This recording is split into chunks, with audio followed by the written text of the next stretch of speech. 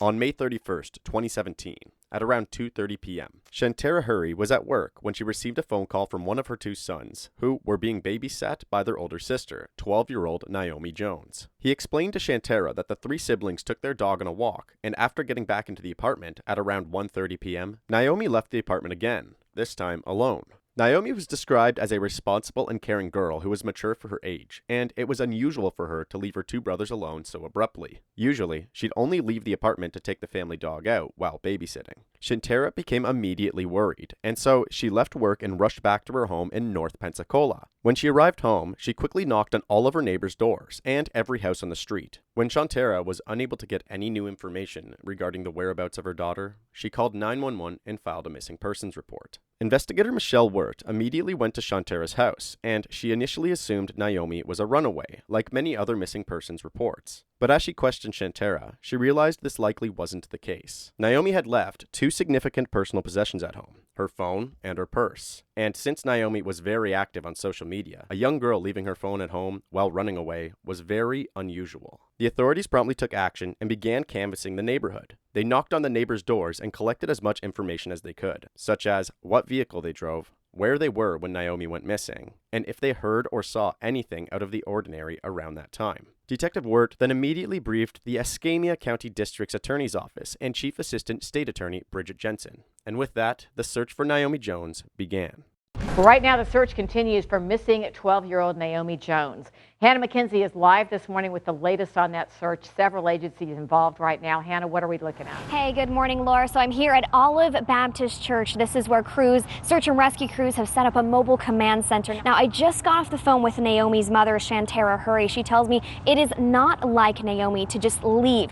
The search was immediate and massive. It was also highly organized, with a command center set up, more than 200 volunteers from around the country, and multiple law enforcement agencies involved. The FBI even offered a $10,000 reward for any information leading to the recovery of Naomi and the identification, arrest, and conviction of the people responsible for her disappearance. The problem was that there was almost no information as to where Naomi might be found, so the only option was to thoroughly search 1 mile at a time, outwardly, with the center of the search being the apartment complex. The community worked around the clock, following up on more than 200 tips, conducting more than 300 interviews, and executing 30 search warrants. Unfortunately, despite all of these efforts, nothing was panning out. The search went on for several days, but in the meantime, investigators also looked into a list of potential suspects. They started with the friends and family closest to Naomi, who they believed might be involved in the disappearance. One of the first people they examined was Shantara's father, Robert Jones. He hadn't been very present in Naomi's life, but had just recently reconnected with her. There was also a disagreement between Naomi's parents. This caused speculation of Robert taking Naomi as a way to get back at Shantara. Authorities questioned Robert a day after the search began and issued a search warrant on his home and car. However, his alibi checked out and no evidence was found attaching him to Naomi's disappearance. The next person on the list of potential suspects was Shantara's ex-boyfriend. This is due to a text message conversation found between him and Naomi that Detective Wirt found to be possibly flirtatious. But reaching out to him turned out to be a struggle. He was clearly avoiding the authorities, which only made him more suspicious. When investigators finally got in touch with him, he was very closed off. As it turns out, Shantara's ex had a warrant for his arrest, explaining his suspicious behavior with authorities. Eventually,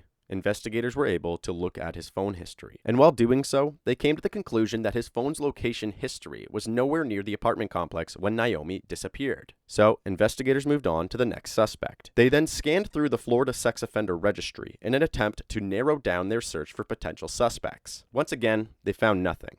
However, there was one man in their search, a neighbor who lived in the building next to Naomi's, who had verbally indicated to the authorities that he was a registered sex offender in the state of Alabama. This is Robert Howard.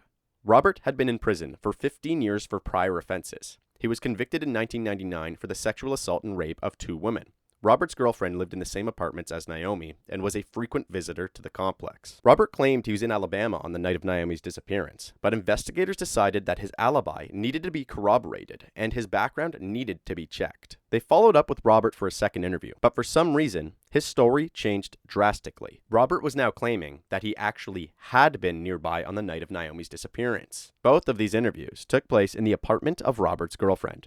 But Robert was alone during the first interview. But during the second interview, his girlfriend was right nearby, and so he was unable to lie in front of her. The lack of a concrete alibi immediately raised flags, so investigators got a search warrant for his phone records as soon as possible. Once gaining access, they determined that he was in fact nearby the apartments at the time of Naomi's disappearance. Robert had traveled to Alabama and then back to Pensacola with a plethora of weird travel paths. Fortunately for investigators, they now had a clear timeline of exactly where and when this crime was potentially carried out. They were able to access multiple camera systems in the same areas that Robert drove that night, including businesses and public buses. The puzzle pieces were beginning to fall into place. At 12:59 p.m., a public bus drove by Naomi's residence, and due to the camera installed on the bus, Robert's car can be seen parked in the apartment complex. At 2:03 p.m., about a half hour after Naomi was last seen, the same bus drove around Naomi's apartment complex again, and Robert's car could no longer be seen parked there. On June 5th, 2017, 5 days after Naomi was reported missing, a group of fishermen discovered a body near a bridge in a Pensacola creek. Naomi was a 5'1" black female weighing approximately 100 pounds. Her hair was black with pink strands. She was last seen wearing a red tank top and American flag denim shorts. The body that they had just found fit the description of Naomi when she was last seen, except the body was found nude from the waist down and had duct tape with orange plastic stuck to her hair. The cause of death was later determined to be asphyxiation, 24 to 36 hours after she had disappeared. Now, with a more accurate understanding of where the crime took place, investigators quickly put out warrants for obtaining camera footage owned by businesses directly nearby the bridge. While they waited for that, they turned their heads back towards their prime suspect, Robert Howard. And on June 6th, 2017, Detective Wirt got her team to bring Robert into the police station for an interrogation. Like I said, I appreciate you coming down and talking to us. Well, they could have just told me to meet somebody here because I brought my little boy back to his mom today. Oh, did you? Yeah, and they were like, well, come in down here to sign this, and when I get there, they're telling me you gotta come back down. All right. No, this is fine. That's cool. No problem. And so you hadn't seen Naomi? No. Do you know who Naomi is? Yes, I know exactly who she is. I see her. Well, we see her every time we're in and out the apartment. Mm-hmm. Her and her brother either out there playing with their dog, or they're on that back balcony, or they're in between the apartments playing. Mm-hmm. You know, they speak anytime we come in or out. They speak.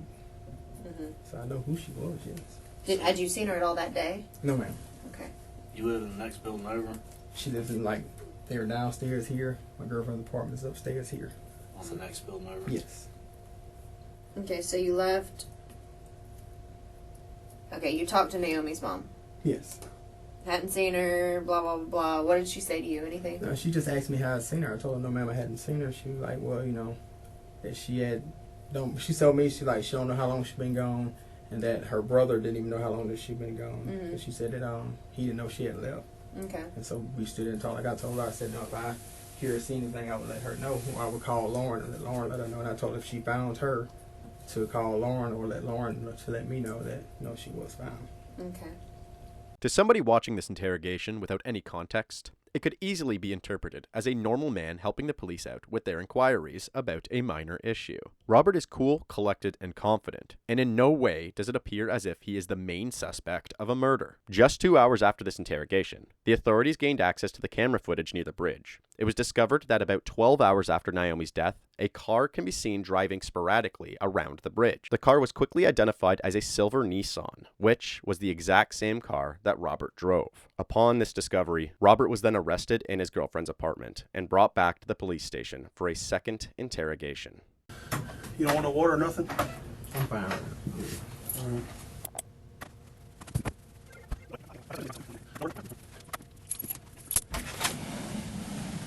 Hello. Mr. Howard, right? Okay. I'm investigator Wirt. Okay. We're investigating that missing girl from the apartment complex. And we've been talking to a ton of people, canvassing the area, trying to get everybody to, give samples of DNA. I have a consent to search if you would be willing to do a DNA swab. Sure. Yeah? Okay. No? Sure. Or yes? Yes, Okay. yes, I didn't know if you said no or yes. All right. Today's date is the 7th of June. Escambia County Sheriff's Office. 10:46 p.m. Okay, I'm going to read these instructions. All right.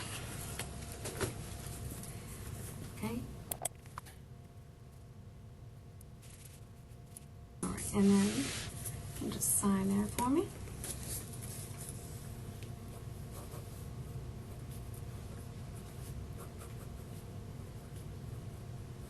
Okay. And I'll have them come take that handcuff off. You're not under arrest at all, so I'll have them take that off. When I pulled up, they surrounded me. I'm like, they said, you need to talk. All this to talk. Okay. I mean, Yeah, I just came here a few hours ago. I'm going to have that taken off. Okay. I didn't realize you were even handcuffed over there, but you're not under arrest. Okay. Okay?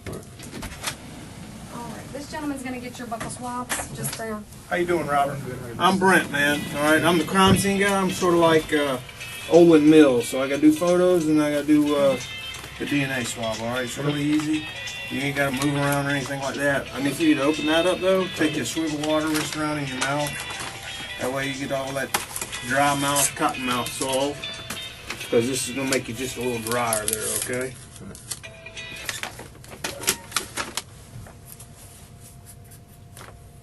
All right, buddy. Got any questions for me? All right, let's stand right there against the wall. I'm going to take 3 photos, all right? I'll do overall. Mid. And close. All right, buddy. Thank you. Thank you. You're welcome, man. I'll be right back. Okay. All right. This investigator Infinger, or Agent Infinger, used to work here. But no, How you doing? Good, man. How you doing? What's your name? Robert. Robert, I'm Matt. Okay. All right.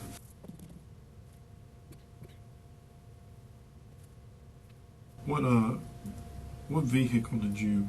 I always drive my vehicle to work. Which one? The Nissan Altima. Okay.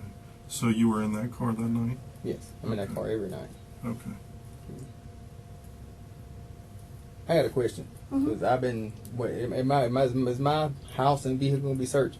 Because Yes. I've been looking, okay, that's all Yes. I'm asking. Because Yes. I haven't cleaned it. Everything is still Yes, the same. that's what they're doing right okay, now. So that's what I've been waiting on. That's just like I Well, told not- you today. yeah, I your mean, I know you're not house, saying like it, and your I know apartment. why y'all are taking precautions because of Yeah. my status. And like I say, I just been waiting on this to happen because I knew it was going to happen. So that's all I wanted to know. That's fine. What is your background or your history or Well, whatever? when I was in right after I got out of high school, me and the girl was messing around. She got pregnant, and her grandmother is like a minister or whatever. So it was more of I made her than it being consensual to the point of because we had been doing this the whole summer. And so I said I copped out because I didn't have no money to try to afford a lawyer, so I had to cop out, and I did 15 years. How old were you? Like 18 years old. And how old was she? Like 17. Okay.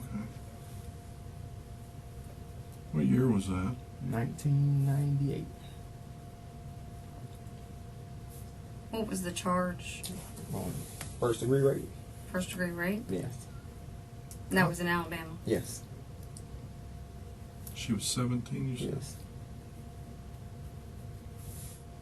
Was there another charge that you had in your history? Yeah, it was say the same thing. It was just another girl put in. They was like basically like I did this same thing to this other girl. You got her pregnant, or you just? No, I didn't get her Okay. pregnant. It was just we was messing around, and she said I made her.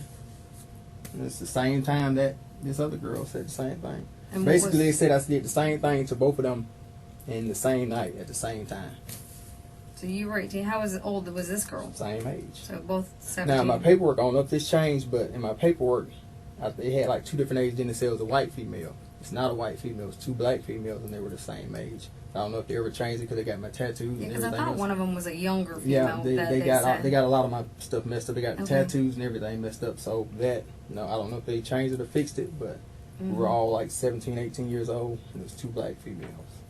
The missing girl, have you ever seen her around the complex or? See her all the time when we were in and out. Like I said, when we would come in, they would be either playing between the complexes or on her mom's back balcony, because going up the steps, you can see their balcony, or their back porch rather, from the balcony. They would always speak whenever we would come in and out. And other than that was about it. She dances a lot back there, doesn't she? I guess. On the on the balcony. Well, they be back there playing most of the time when I see them as far as dancing. I don't know. Yeah. I heard she does a lot of dancing. Mom says she dances on the back porch a lot. That's what we sitting back. Was she friendly? I mean, she always spoke. I mean, like I said, other than that, that's pretty much all I know about her. Like I said, she would always speak. If she seen us, she would speak. Regardless if we seen her or not, she would let us know that she was there. She would speak. I gotcha. Did she ever come over to y'all's apartment or anything? She's never been to our apartment. So We've never been to Lauren's. If she has, she's been there when I wasn't there. And if I'm not mistaken, I think Lauren told me one day that they missed the bus and they came and used her phone to call their mom and let her know they missed the bus. Other than that, that's all I know about them being there.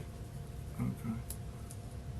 So she's never been in Lauren's apartment other than just Not when at I was the door? There. Not when I was there. Okay. Nothing I know of. What about, have they ever been in your cars? No. Either one of your cars? No. Robert chose his words very carefully, stating that Naomi was never in his girlfriend's apartment while he was around. By framing it this way, it leaves the possibility that she might have been in the apartment when he wasn't there. So, if any evidence was ever found in that apartment, Robert could state that he was not lying. What time did you say you left the apartment that day? I To go up to Bruton? Which time? 'Cause I went twice. I went to see It'd a have been friend. earlier in the I went to day. see a friend. I left around like close to about 12:15, 12:30. Okay. I went to see what friend. Yolanda Mitchell. When did you do that? That Wednesday. Okay. I didn't have that in the list of stuff we went through. Where was it, before you dropped Lauren off or after you It was dropped? after I dropped Lauren off. When I dropped Lauren off, that's where. That's where you went Yeah, I before went to Bruton? see. Yeah, I was going to see her. Okay. Now she lives in Bruton. That's why I was going to Bruton to see. Okay. So you got into Bruton. I have down 130 to 140. Mhm. And then you went to, I was going to see her, but when. what's her name again? Yolanda Mitchell. YOLUNDRA Mitchell. MITCHELL. Okay. And you were going to go to her house? Yes. Where's she live? I cannot remember the street name, but it's at 112. Her phone number is 2517. Okay. And you gave me her phone number so I could just check to see that you called her. Okay. Okay. You went to her house on your lunch break? Yes, that evening, yes. Okay. How long were you there? About 30 minutes, maybe. It was just like a lunch break. And she lived like right around the corner. Well, yeah, basically right around the corner from Fred. The neighborhood over across from it. What kind of girls are you into? I mean, what do you like? Like grown women. I mean, women that's my age. I mean, I really have no preference of what size or, how fat or how skinny, how tall or thin, but they're gonna be legal. I don't fool with no kids. I don't mess with no teenagers, anything like that. What we just saw was Robert giving a completely unprompted explanation to his disinterest in minors. From this point on, you will see the investigators switch gears and increase their pressure on Robert, asking bolder questions after recognizing that he is cracking under the pressure. I mean, you like younger girls? I haven't been with anyone younger than Lauren. What's the youngest girl you've been with? Lauren is the youngest girl I've been with. She's 30? 30, yes. I got you. Is there any reason, your DNA would be on Naomi's body or anything like that? I don't see why it would be. We've never been in spitting distance of each other. So, there's no reason it would be. Okay.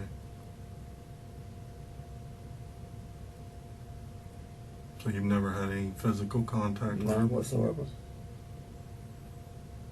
Okay.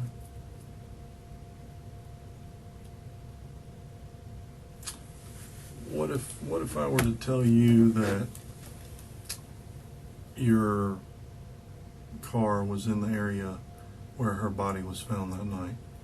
No, that's impossible. Why? Because it could have been. Why? Tell me why. Because when I have my car, it's either at work. When I leave work, it comes straight back to Johnson Avenue, Lauren's apartment. Did anybody else have your car that night? No one ever has my car. So you don't know, does Lauren ever drive your car? She has a few times, but it's been a little while since she drove my car. Okay. I'm just gonna be honest with you. What time did you pick Naomi up? I never picked Naomi up. Just being honest with you. You sure about that? I'm positive.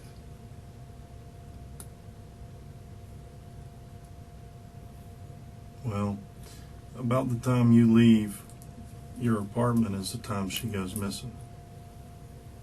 But the thing about that is, when I drop Lauren off, I go straight to Bruton. So how is it that I can pick her up?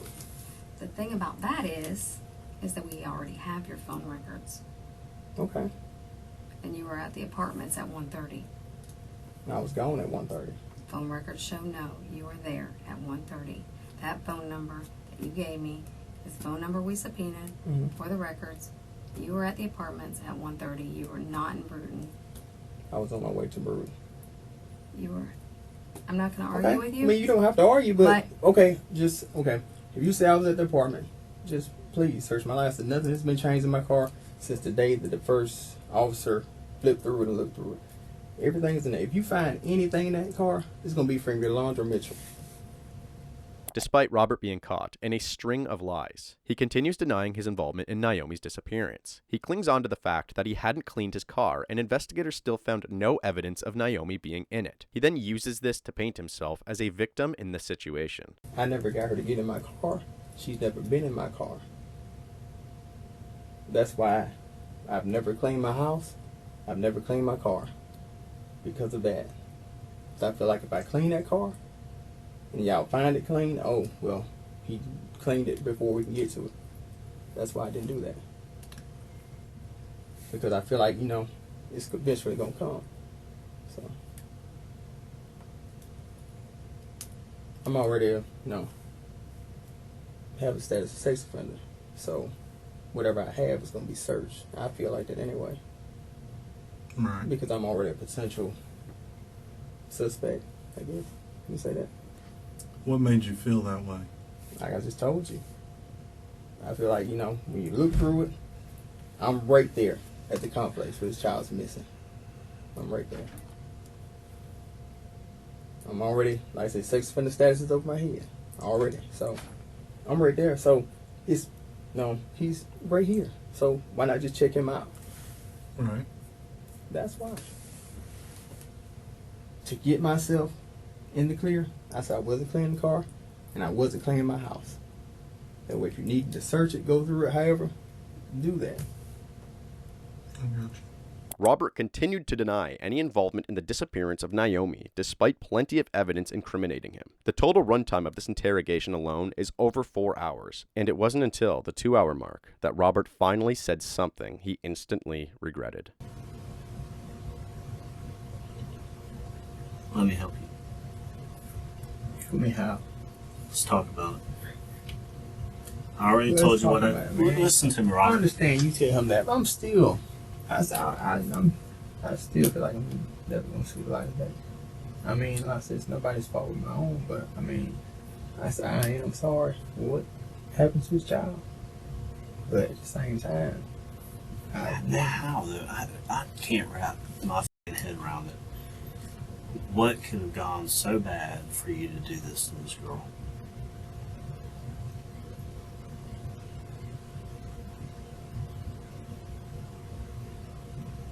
Did they find the candy in her mouth? Yes. They found the candy in her mouth. Yes. What was it? It was candy. What kind of candy? I have no idea. I just know she was eating candy. Okay.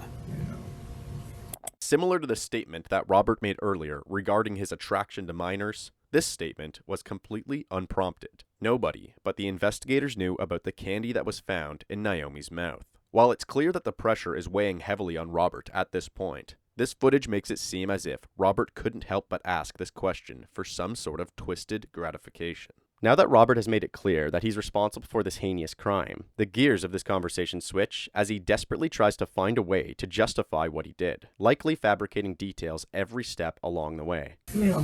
Listen to me, Robert. I'm not here to pass judgment on you, to belittle you, talk down to you, anything like that. You're a grown man, okay? I don't know what happened. I wasn't there.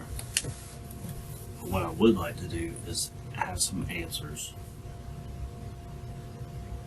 What happened when she came out of the house?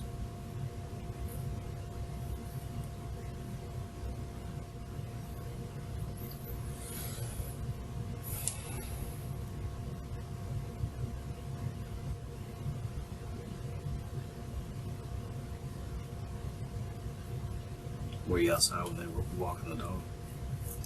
No. You just happened to see her coming back outside? I was already outside. You were? Where were you at? And it just came down the steps. Okay. Did she come out the door? She had came out, she spoke. Spoke back.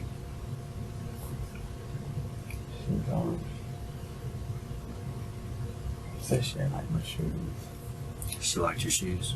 On the back here. And she said something that I didn't understand. So I said, what did you say? She was like, nothing. Went on to my car. Got 2 Powerades out of my trunk. Took her in the hospital room for weather.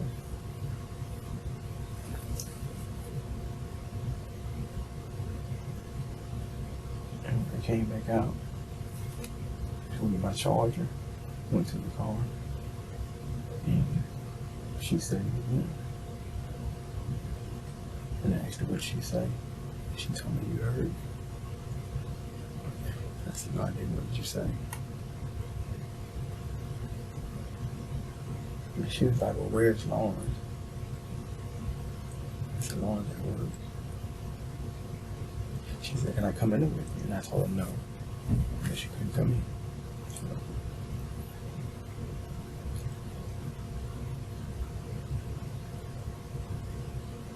She kept on.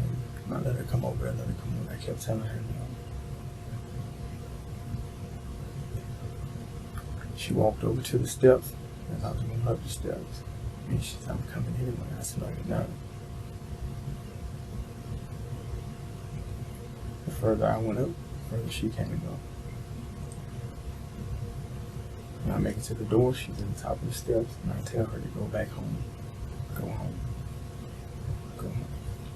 She stands there and she's like, why can't I come in? Why can't I come? I said, because you can't. You don't need to be over here. Leave. She starts back down the steps, closes the door. I lock the door. She knocks on the door. I answer the door and I ask her to leave again.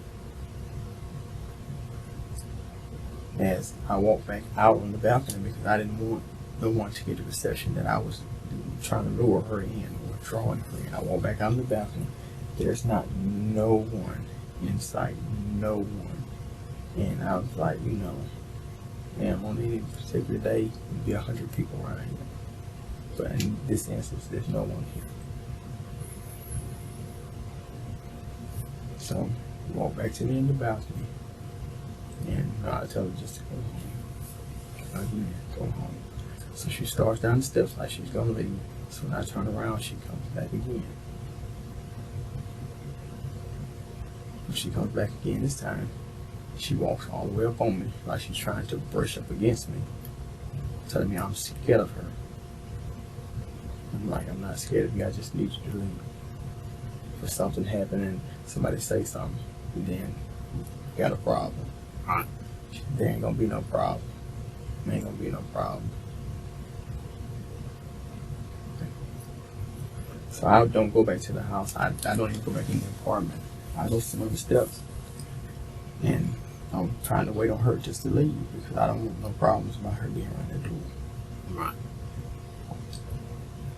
So when I go get up and I throw some in the garbage, she comes right over to the garbage can where I am. Walk back up the steps.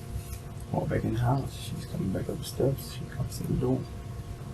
So when she gets to the door, I stand at the door and talk to her.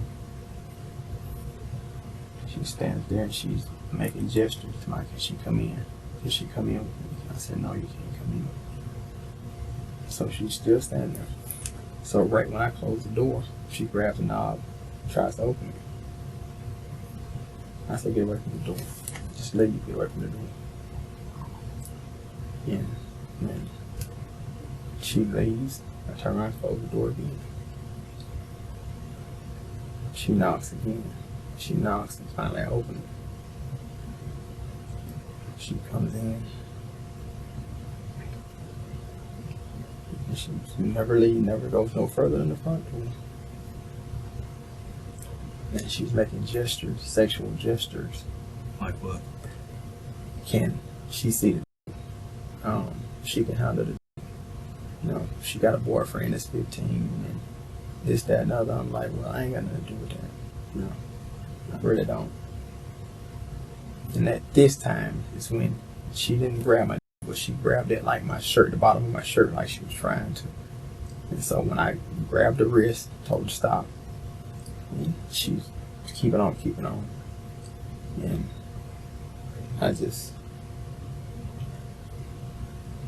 I really didn't mean for things to go the way they did. I didn't try to hurt the child, but before I realized I had choked her out. How? Just around the neck? Around the neck. I choked her out around the neck. And I said I didn't really mean for it to happen. I didn't mean to do it.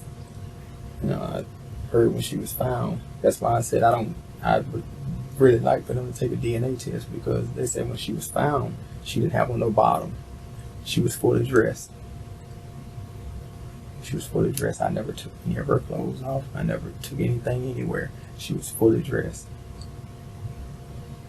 Soon after this interrogation, Robert Howard was charged with first-degree murder. What followed was a 2.5-year struggle to take this case to trial.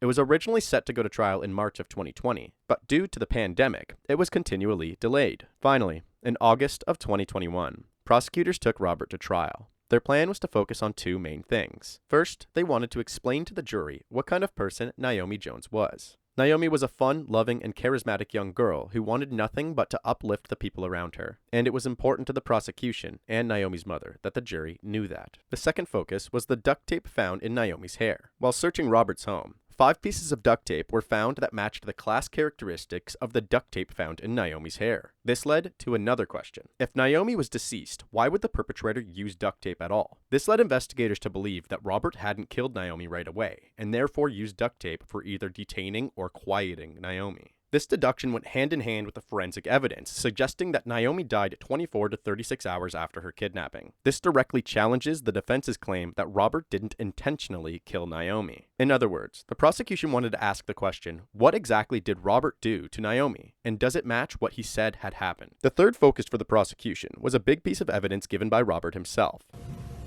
Did they find the candy in her mouth? Yes. They found the candy in her mouth? Yes. As mentioned before, this is a detail that only the killer would have known without being told. And despite all of this, Robert continued to plead not guilty, and the defense tried to invalidate Robert's confession by saying it was obtained unlawfully through coercion. However, this was immediately shot down, as the judge made a determination that the confession was obtained lawfully. After 3 days of testimony, the jury found Robert Howard guilty of first-degree murder. Before the final sentencing was given by the judge, Naomi's mother was given the chance to speak to the court directly. Shantara had this to say: "What I lost is indescribable. I lost a daughter, a sister, a granddaughter, and a great-granddaughter. I am thankful for justice being served on my daughter's behalf today, and I will never forgive him for what he did to my child, and I hope he lives with it every day of his life. Christmas and birthdays for the past 4 years, nothing has been the same. My family has been torn apart, and I've been trying to keep it together all of these years. The missing piece of the puzzle is gone." On August 12th, 2021, Robert Howard was given the maximum sentence: life without the possibility of parole.